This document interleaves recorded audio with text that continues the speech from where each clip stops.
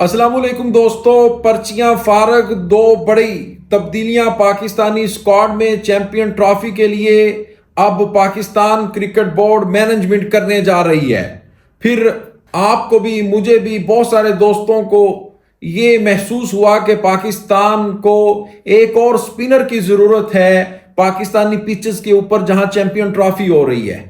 फिर इसके साथ साथ एक स्पेशलिस्ट ओपनर, प्रॉपर ओपनर की जरूरत है। तो अब एक स्पिनर और एक ओपनर जिसकी कमी महसूस की जा रही थी बड़ी शिद्दत के साथ, अब एक स्पिनर को भी लिया जा रहा है और एक ओपनर को भी लिया जा रहा है। ट्राई नेशन सीरीज, अल्लाह भला करे भाई, अल्लाह भला करे, ये सीरीज हो गई है। हमें पता चल गया है कि हमारे प्लेयर जो हमने रखे थे और आनंद फानन जिनको हम ले आए अपनी टीम के अंदर, वो चले हुए कारतूस हैं और कुछ तो एक्सपोज हो गए, कुछ बाकी हैं। अब देखें, जो चैंपियन ट्रॉफी का स्क्वाड है उसमें जो एक प्रॉपर ओपनर और एक आपको बताएं कि स्पिनर, वो नाम दो कौन से हैं वो मैं आपको बता देता हूं। लेकिन साइम अयूब के बारे में अच्छी खबर यह है कि वो फिट हो गए हैं। साइम अयूब, कल आपको एक उनकी जो वीडियो सोशल मीडिया के ऊपर बहुत ही ज्यादा सर्कुलेट करती हुई नजर आई कि साइम अयूब ने कहा कि मैं अपनी टीम के साथ हूं, हमारी टीम बहुत अच्छी खेल रही है, कोई मसला नहीं अगर एक मैच हार भी गई, लेकिन चैंपियन ट्रॉफी में हमारी टीम बहुत अच्छा परफॉर्म दिखाएगी और मैं बहुत जल्द फिट होकर टीम में वापस आऊंगा।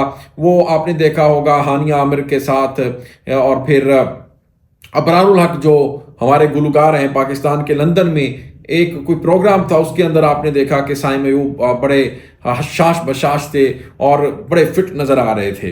तो ये तो बड़ी अच्छी न्यूज़ है भाई, और वो इंशाल्लाह बहुत जल्द पाकिस्तान टीम को भी ज्वाइन करने वाले हैं। लेकिन अब मैं आपको ये बता दूं कि जो ट्राई नेशन सीरीज है उसके बारे में कुछ मैं आपको अपडेट देता चलूं, फिर हम बात करेंगे दो बड़ी जो तब्दीलियां हैं वो किन किन को रखा जा रहा है, किन किन को बाहर पर्चियों को निकाला जा रहा है। देखिए जी, ट्राई नेशन सीरीज आज न्यूजीलैंड वर्सेस साउथ अफ्रीका है, और न्यूजीलैंड साउथ अफ्रीका ये जो मैच है, पाकिस्तान इतना इंपॉर्टेंट इन दोनों मुल्कों के लिए नहीं जितना हमारे लिए है, पाकिस्तानियों के लिए है, पाकिस्तान के लिए है, क्योंकि पाकिस्तान आज सपोर्ट कर रहा है भाई न्यूजीलैंड को कि न्यूजीलैंड आज का मैच किसी तरीके से जीत जाए और फिर पाकिस्तान साउथ अफ्रीका को भी हरा दे। कराची में जो मैच है हुआ कुछ इस तरह भाई, उनके आज एक ओपनर मैथ्यू क्रिटिजे, इस तरह का बड़ा मुश्किल सा नाम है, जुबान पे नहीं आ रहा, उसने भाई फोड़ा है और 150 मार गया। डेब्यू मैच में रिकॉर्ड बना दिया उसने।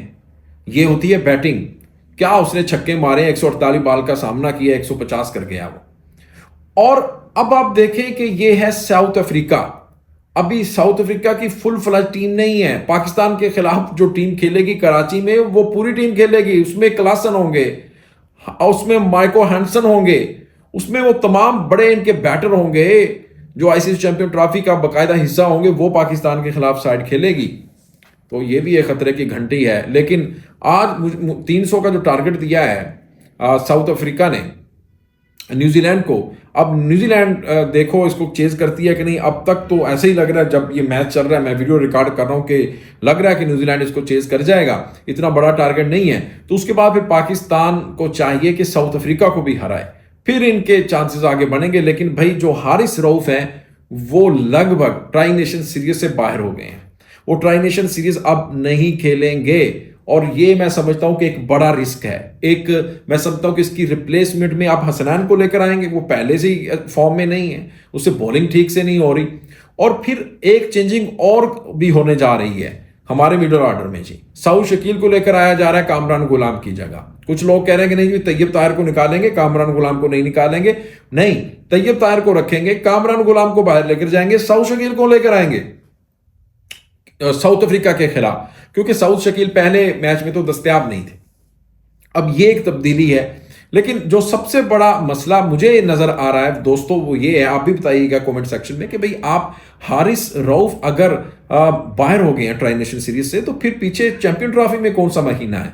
तो इसका मतलब आप बहुत बड़ा रिस्क ले रहे हैं। एक दिन आपके पास बचता है, उसके अंदर आपने फैसला करना है। अपना फाइनल जो स्क्वाड है वो आपने आईसीसी चैंपियन ट्रॉफी के लिए आईसीसी को भेजना है, बताना है, उसके अंदर जो तब्दीली करनी है कर लो। अब इसके ऊपर भी कुछ सवाल उठाए जा रहे हैं कि भाई आप इतना बड़ा रिस्क क्यों ले रहे हैं हारिस रऊफ की शक्ल में? या तो फिर हारिस रऊफ को बाहर करें आप, वो फिट नहीं है, साइड स्ट्रेन इंजरी है, तो उसकी जगह आप अब्बास अफरीदी को लेकर आ सकते हैं। मोहम्मद अब्बास अफरीदी एक अच्छी चॉइस है पाकिस्तान के लिए। लेनो लेंथ के साथ वो बंदा बॉल करता है, बड़ी अच्छी बॉलिंग करता है। कुछ दोस्त कमेंट सेक्शन में कह रहे थे कि भी मोहम्मद आमिर को भी ले आए। मोहम्मद आमिर की जो रिटायरमेंट है, उसने जो कहा है उसको भी आ जाना चाहिए, उसको चांस दे देना चाहिए कि वो आए, वो भी अच्छी बॉलिंग कर लेगा। हारिस रऊफ से तो अच्छा बॉलर है मोहम्मद आमिर। देखें जी, ऐसा नहीं होता आनन फानन। लेकिन अब आप बात कर लेते हैं कि ये जो दो बड़ी तब्दीलियां होने जा रही हैं स्क्वाड में, वो तो होनी है। देखिए, उसमें नंबर 1 मैं आपको बता दूं कि हमारे पास जो ओपनर है वो नहीं है, सिर्फ एक फखर जमान है। बाबर आजम से आकर ऊपर नहीं खेला जाता, नए बॉल के साथ उसके बस की बात नहीं है। वो वन डाउन ही अच्छा लगता है। उसकी क्रिकेट आप तबाह ना करें, 10 साल इंटरनेशनल उसका जो करियर है वो दागदार ना करें, लिहाजा उसको वन डाउन ही रहने दें। अब जी, जिसकी शिद्दत थी वो ये है कि हमारे पास ओपनर नहीं है। फखर जमान और उसके साथ इमामुल हक, शान मसूद, इन दोनों को कह दिया गया भी ट्रेनिंग शुरू कर दें, फिटनेस टेस्ट दें आप। और इमामुल हक, मैं आपको ये बता दूं दोस्तों कि बहुत ज्यादा चांसेस हैं कि इमामुल हक और शान मसूद दोनों में से किसी एक को स्क्वाड में शामिल कर लिया जाए। और 100 में से 99% चांसेस हैं इमामुल हक के, और शान मसूद को भी ले जा सकते हैं वो 7 कैरी, क्योंकि अब आपके पास इतना एक्सपीरियंस नहीं है। आपके पास तैयब ताहिर, कामरान गुलाम से तो कहीं बेहतर शान मसूद है, उसको वन डाउन खिला सकते हैं, उसे आप नीचे लेकर आ सकते हैं। और क्योंकि कामरान गुलाम और जो तैयब ताहिर हैं वो प्रेशर में अच्छा नहीं खेल रहे, फिर नए लड़के हैं, बड़े इवेंट में इतना मतलब प्रेशर को कैसे हैंडल करना उनके बस की बात नहीं है। और फिर इसीलिए कहा यह जा रहा है कि जो शान मसूद है उसको मौका दिया जा सकता है। अब देखें, जो स्पिनर है वो अब सुफियान मुकीम पक्के हैं जी। सुफियान मुकीम वापस आ रहे हैं। अबरार अहमद के साथ जो सुफियान की जोड़ी है वो होने जा रही है। अब सुफियान और अबरार के जो स्पेल है वो देखने वाले होंगे। सुफियान मुकीम, जी हाँ, देखें, पार्ट टाइमर हमारे इतनी अच्छी बॉलिंग नहीं कर रहे जितनी अच्छी बॉलिंग न्यूजीलैंड के पार्ट टाइमर ने की थी। हमारा खुशदिल शाह और सलमान अली आगा उस तरह से बॉल नहीं कर रहे, परेशान नहीं किया उन्होंने। लेकिन अब जनाब, इसीलिए कमी को महसूस करते हुए पाकिस्तान क्रिकेट बोर्ड और मोहसिन नकवी साहब ने भी ये कहा था कि हम चेंजिंग करेंगे, हम उसके ऊपर नजरसानी करेंगे, देखेंगे उसको कि अगर तब्दीली करनी पड़ी तो 12 से पहले पहले हम करेंगे। तो भाई अब ये होने जा रही है और सुफियान मुकीम आ रहे हैं, अबरार के साथ मिलकर वो बॉलिंग करेंगे और इस तरह से वो कार्ड पे चाड़ हो रहा है। और शान मसूद और फिर इसके साथ साथ ओपनर इमामुल हक, इनको रखा जाए और फिर कामरान गुलाम को, खुशदिल शाह और फहीम अशरफ को निकाल दिया जाए, क्योंकि तलवार लटक रही है इनके ऊपर। तो तलवार लटक रही है वो फहीम अशरफ के ऊपर लटक रही है, वो तैयब ताहिर के ऊपर लटक रही है, वो खुशदिल शाह के ऊपर लटक रही है। लेकिन तैयब ताहिर ने लास्ट मैच में अच्छा खेला है और रन्स बनाए हैं, ज्यादा नहीं, थोड़े बनाए तो है ना भाई। लेकिन कामरान गुलाम के ऊपर भी कुछ खतरे के जो बादल हैं वो मंडला रहे हैं। दोस्तों, आप भी बताइएगा इस वीडियो के बारे में। मिलेंगे इंशाल्लाह नेक्स्ट वीडियो में। और किस खिलाड़ी को होना चाहिए, किसको नहीं होना चाहिए, कमेंट सेक्शन में बताइए। मिलेंगे आपसे नेक्स्ट वीडियो में, तब तक के लिए अल्लाह हाफिज।